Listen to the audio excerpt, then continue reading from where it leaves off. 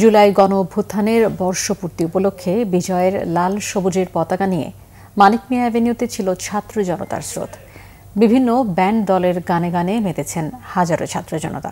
নতুন বাংলাদেশে বৈষম্যের অবসান আর স্বৈরাচারী শেখ হাসিনার বিচার দেখতে চায় সব শ্রেণী পেশার মানুষ।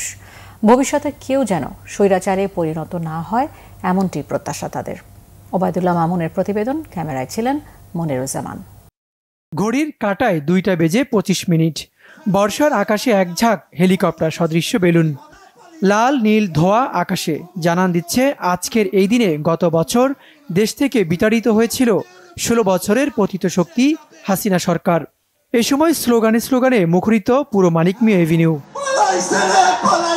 জুলাই গণ অভ্যুত্থানের বর্ষপূর্তি, অন্যদিকে জুলাই ঘোষণাপত্র উপলক্ষে জাতীয় সংসদ ভবনের দক্ষিণ প্লাজায় মঙ্গলবার হাজারো জনতার ঢল নামে।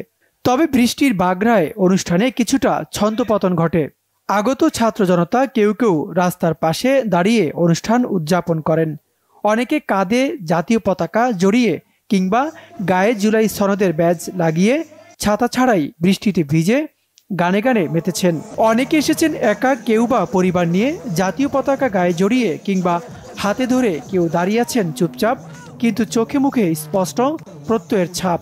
গত এক বছরে অনেক আশা নিরাশা থাকলেও স্বৈরাচার মুক্ত বাংলাদেশ, এটি তাদের কাছে গর্বের। নতুন বাংলাদেশে বৈষম্য বিলোপ করে সাম্যের বাংলাদেশ দেখতে চায় তরুণরা। নতুন বাংলাদেশে দ্রুত সময়ে গণহত্যার দায়ে শেখ হাসিনার বিচার দাবি করেন তারা। বৃষ্টি ভেজা এই সমাবেশ যেন হয়ে উঠেছে এক প্রতীকী প্রতিবাদ, যেখানে প্রাকৃতিক বাধাও দমিয়ে রাখতে পারেনি মানুষের ন্যায্য দাবির আকাঙ্ক্ষাকে।